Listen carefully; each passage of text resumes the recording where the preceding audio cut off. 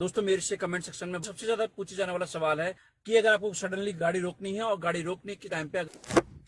अगर आपने ब्रेक की जगह पर एक्सीलेटर प्रेस कर दिया तो क्या होगा।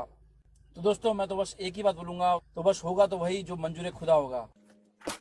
तो चलिए इसके बारे में बात करते हैं और समझते हैं कि अगर आपने ब्रेक की जगह पर एक्सीलेटर दबा दिया तो क्या होगा और इससे बचने के क्या उपाय हैं। मेरा नाम है अमित और आपका मेरे चैनल में स्वागत है।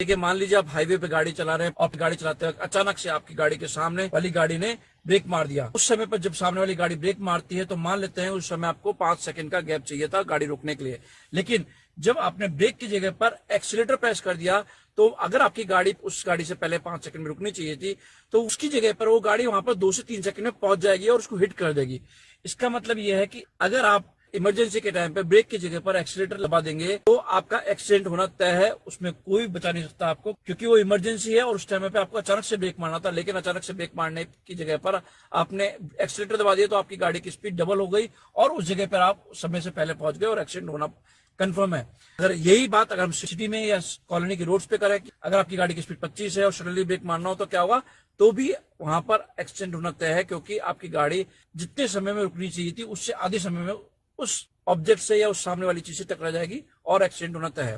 तो दोस्तों अगर आपको इस सिचुएशन से बचना है तो सबसे पहली बात तो आप क्या करें, तो सबसे पहले आपको पैरों की पोजीशन को समझना पड़ेगा कि जब आप गाड़ी चलाते हैं तो आपका पैर इस पोजीशन में होना चाहिए, मतलब एक ही जगह पर, यानी कि आपने देखेंगे तो ये एड़ी है, ये मैंने एक जगह पे रखूंगा और दोनों जगह पे इसको मूव करते रहूंगा जिससे कि मैं इजीली मूव कर पाऊं। अभी मैंने एक्सीलेटर पे पैर रखा, फिर मैंने ब्रेक पे पैर रखा, फिर ब्रेक पे पैर रखने के बाद में वापस से मुझे एक्सीलेटर पे पैर रखना है, तो इजीली मूवमेंट होना चाहिए। ऐसा नहीं होना चाहिए कि मैं ब्रेक पे पैर रखा फिर उठा के मुझे एक्सीलेटर पे रखना पड़ रहा है, फिर उठा के ब्रेक पे रखना पड़ रहा है। तो आपको सबसे पहला ये प्रैक्टिस करनी पड़ेगी कि आपके पैर किस तरीके से रखना है और आपको पैरों का मूवमेंट किस तरीके से करना है, क्योंकि तो अच्छी तरह से प्रैक्टिस होने के बाद में आपका पैरों का मूवमेंट इजीली अपने आप ब्रेक और एक्सीलेटर पे होता है और आपको सोचना भी नहीं पड़ता। मतलब आपको ब्रेक लगाना है तो ऑटोमेटिक ब्रेक लगेगा, मतलब आपके माइंड में आपको इंस्ट्रक्शन नहीं देना पड़ता कि मुझे ब्रेक लगाना है, वो ऑटोमेटिकली सिचुएशन के हिसाब से पैरों का मूवमेंट अपने आप होने लगता है। और ये सब डिपेंड करता है कि प्रैक्टिस के ऊपर, इसलिए अच्छी तरह से प्रैक्टिस करें और उसके बाद में गाड़ी चलाएं, ये प्रॉब्लम आपको कभी भी नहीं आएगी।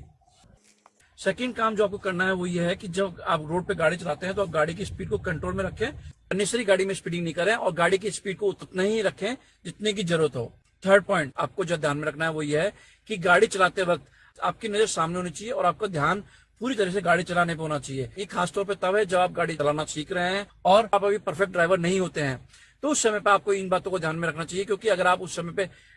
पास वाले से बात कर रहे हैं, गाने सुनने में ध्यान लगा रहे हैं और आप गाड़ी चलाना सीखे ही हैं या सीख चुके हैं, तो उस समय पर आपका कंसंट्रेशन खराब होना आपकी गाड़ी चलाने के लिए खतरनाक होता है। उस समय पर मान लीजिए आपने पैर पहले से ही एक्सीलेटर पर रखा हो और आपको गाड़ी रोकनी है तो और आपको ध्यान नहीं रहा हो तो गलती से आपका पैर एक्सीलेटर पर चला जाएगा। इसीलिए गाड़ी चलाते वक्त कंसंट्रेट करें।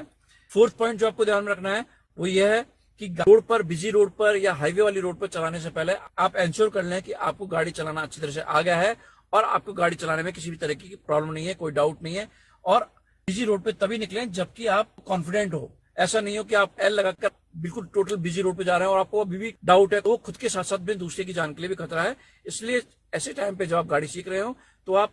ऐसी रोड्स पे गाड़ी चलाएं जहां पर ज्यादा ट्रैफिक ना हो, खाली रोड्स हो और ज्यादा भीड़ भाड़ वाला इलाका ना हो, हाईवे ना हो। ये आपकी सेफ्टी के लिए बहुत जरूरी है। तो दोस्तों अगर आप इन सब बातों को ध्यान में रखते हैं और गाड़ी चलाते हैं तो मुझे भरोसा है कि आप इस तरह की गलती नहीं करेंगे, क्योंकि अगर ऐसी प्रॉब्लम आती है तो एक्सीडेंट होना तो तय है। बहुत ही रेयर चांसेस में आप एक्सीडेंट से बच पाएंगे। तो दोस्तों कमेंट सेक्शन में जाके मुझे बताइए कि क्या कभी आपके साथ ऐसा हुआ है, अगर ऐसा हुआ है तो आपने ऐसी सिचुएशन में आपने क्या किया है। और अगर आपको मेरा वीडियो पसंद आता है तो प्लीज को लाइक करें, शेयर करें और चैनल को सब्सक्राइब करना ना भूलिए। थैंक यू दोस्तों, बाय बाय।